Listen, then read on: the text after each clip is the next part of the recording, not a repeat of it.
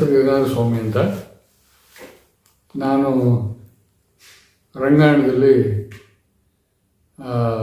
ಪ್ರತ್ಯಕ್ಷ ಅಂದ್ಬಿಟ್ಟು ಕೆಲಸ ಮಾಡ್ತಾ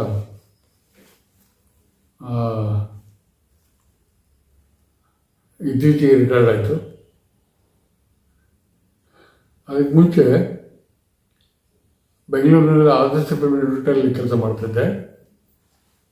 ಅಲ್ಲಿ ಕೆಲಸ ಮಾಡೋಕ್ಕೆ ಮುಂಚೆ ನಾನು ಊರು ಆ್ಯಕ್ಚುಲಿ ಮುಂಡೂರಿಗೆ ಅಂತ, ಧಾರವಾಡ ಜಿಲ್ಲೆ. ಅಲ್ಲಿಂದ ಬೆಂಗಳೂರಿಗೆ BA ಡ್ರಾಮಾ ಅಂದ್ಬಿಟ್ಟು ಒಂದು ಕೋರ್ಸಲ್ಲಿ ಸೇರೋದು ಬಂದಿತ್ತು. ಸೆಂಟ್ರಲ್ ಕಾಲೇಜಲ್ಲಿ ಶುರುವಾಗಿತ್ತು. ಅಲ್ಲಿ ಡ್ರಾಮಾ BA ಮುಗಿದ ಮೇಲೆ MA ಇರಲಿಲ್ಲ. ಅದು ಬೆಂಗಳೂರು ಆದರ್ಶ ಇನ್ಸ್ಟಿಟ್ಯೂಟ್ ಅಂತ ಒಂದಿದೆ, ಅಲ್ಲಿ ಕೆಲಸ ಮಾಡೋಕ್ಕೆ ಶುರು ಮಾಡಿದೆ. ಅದಕ್ಕೆ ಮುಂಚೆ ಆ್ಯಕ್ಚುಲಿ ಸಮುದಾಯ ಸಂಸ್ಥೆ ಹುಟ್ಟಾಕಿದ್ದು ನಾವು.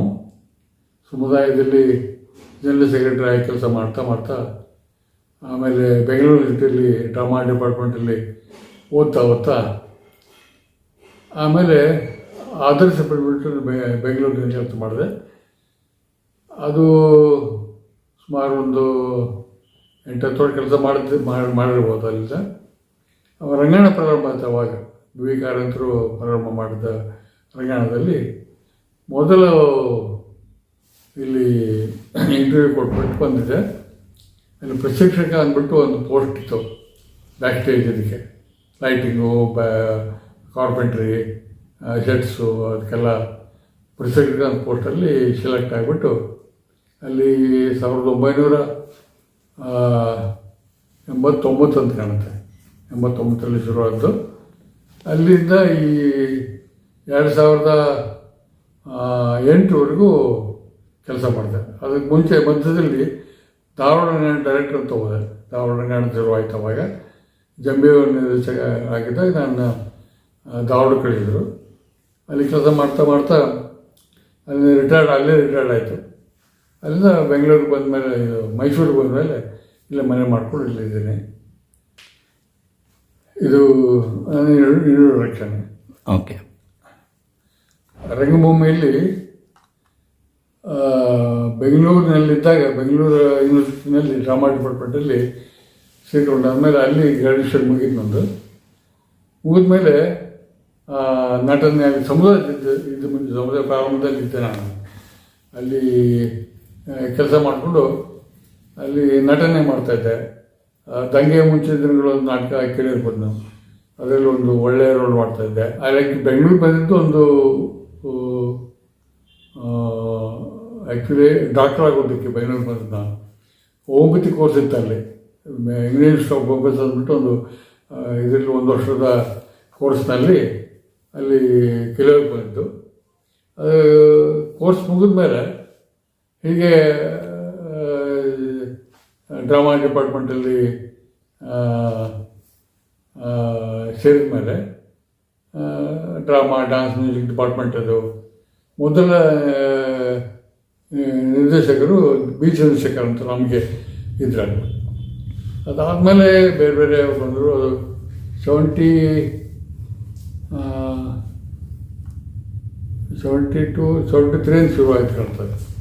ಅವು ಶುರುವಾಗಿ 3 ವರ್ಷ ಕೋರ್ಸ್ ಮುಗಿದ ಮೇಲೆ ಆಮೇಲೆ ಅಲ್ಲಿ ಸಮುದಾಯ ಸಂಸ್ಥೆಯಲ್ಲಿ ಕೆಲಸ ಮಾಡ್ತಾಯಿದ್ದೆ.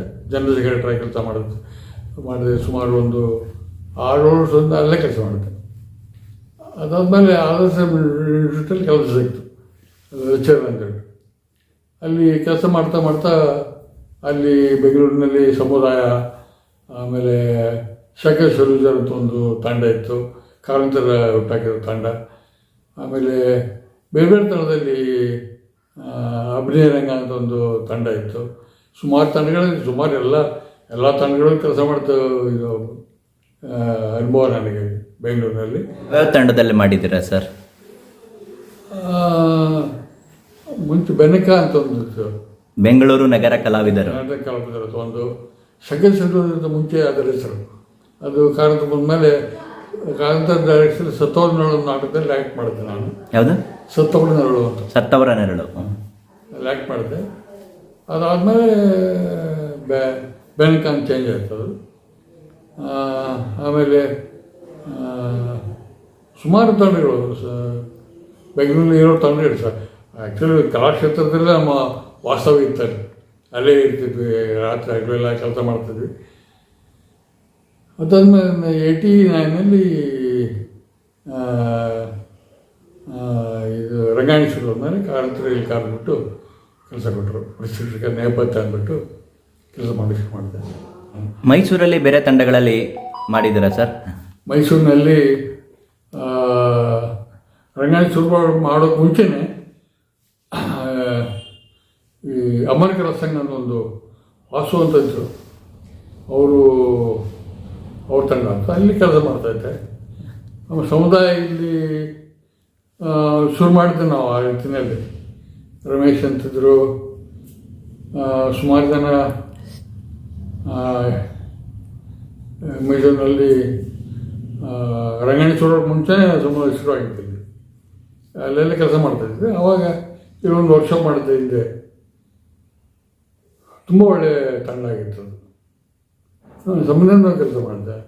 ರಮೇಶ್ ವರ್ಮಾ, ಆಮೇಲೆ ಬಾಲಗೋಪಾಲ್ ವರ್ಮಾ, ಚಂದ್ರನಾರಾಯಣ ಮೂರ್ತಿ, ಅವ್ರ ಜೊತೆಗೆಲ್ಲ ಕೆಲಸ ಮಾಡ್ತಾಯಿದ್ದೆ. ಆಮೇಲೆ ಅವಾಗ ಇದು ಆ್ಯಕ್ಚುಲಿ ರಂಗಾಯಣ ಶುರು ಮುಂಚೆನೇ ಕಿನ್ನಾರ ಅಂತ ಒಂದು ಕಿರಿಯರ ನಾಟಕ ರಂಗ ಅಂತ ಒಂದು ತಂಡ ಇತ್ತು. ರಾಮೇಶ್ವರ ವರ್ಮ ಮಾಡಿರೋದು ಕಿರಿಯರ ನಾಟಕ ತಂಡ ಅಂತ. ಅದಕ್ಕೊಂದು ವರ್ಕ್ಶಾಪ್ ಮಾಡೋಕ್ಕೆ ಇಲ್ಲಿ ಬಂದಿದ್ದೆ ನಾನು ರಂಗಾಯಣ ಶುರು ಮುಂಚೆನೇ.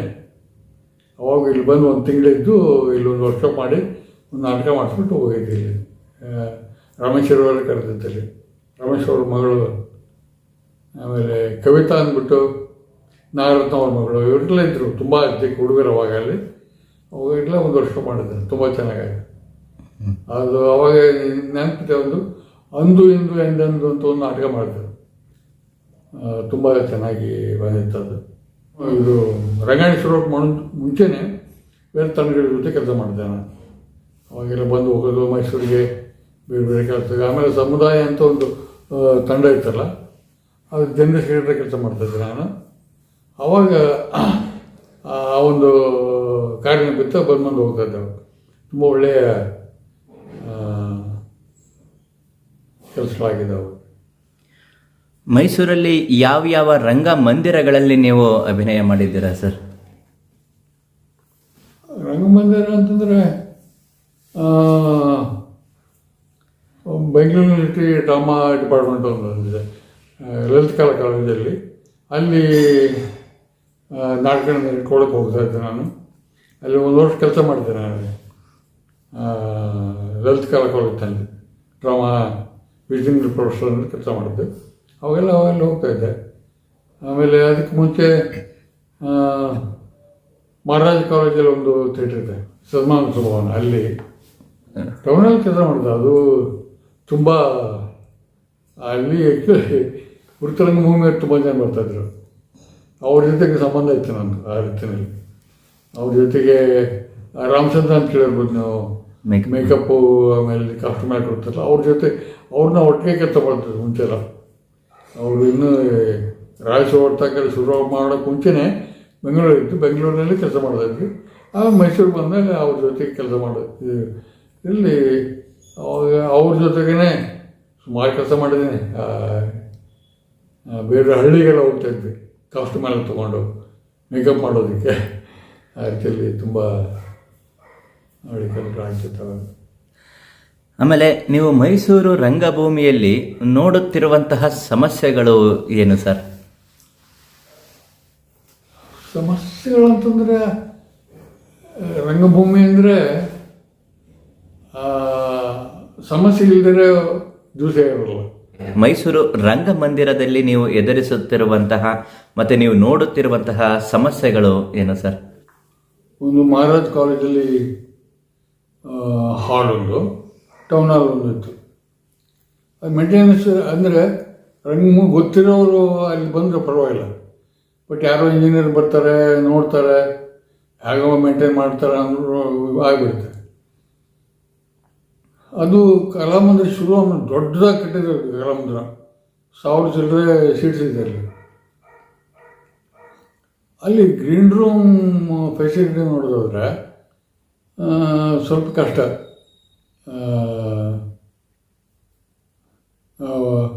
ಈಗ ಇತ್ತೀಚೆಗೆ ಒಂದು ಡೋರ್ ಮಾಡಿದ್ರೆ, ಮುಂಚೆ ಗ್ರೀನ್ ರೂಮ್ ಹೋಗ್ಬೇಕಾದ್ರೆ ಸ್ಟೇಜ್ ಹತ್ತು ಒಳಗೆ ಹೋಗ್ಬೇಕಾಗಿತ್ತು. ಆಮೇಲೆ ಒಂದು ಕಡೆ ಸಣ್ಣ ಚಿಕ್ಕದ ಬಾಗಿಲು ಮಾಡಿದ್ರೆ ಹೇಳ್ತೀನಿ. ಬಟ್ ಸರಿಯಾಗಿ ಮೇಂಟೆನೆನ್ಸ್ ಇಲ್ಲ. ಇವಾಗ ನಾಟಕಗಳು ಯಾವ ಥರ ಇದೆ ಮತ್ತು ಅವಾಗ ಹೇಗಿತ್ತು ನಾಟಕಗಳು?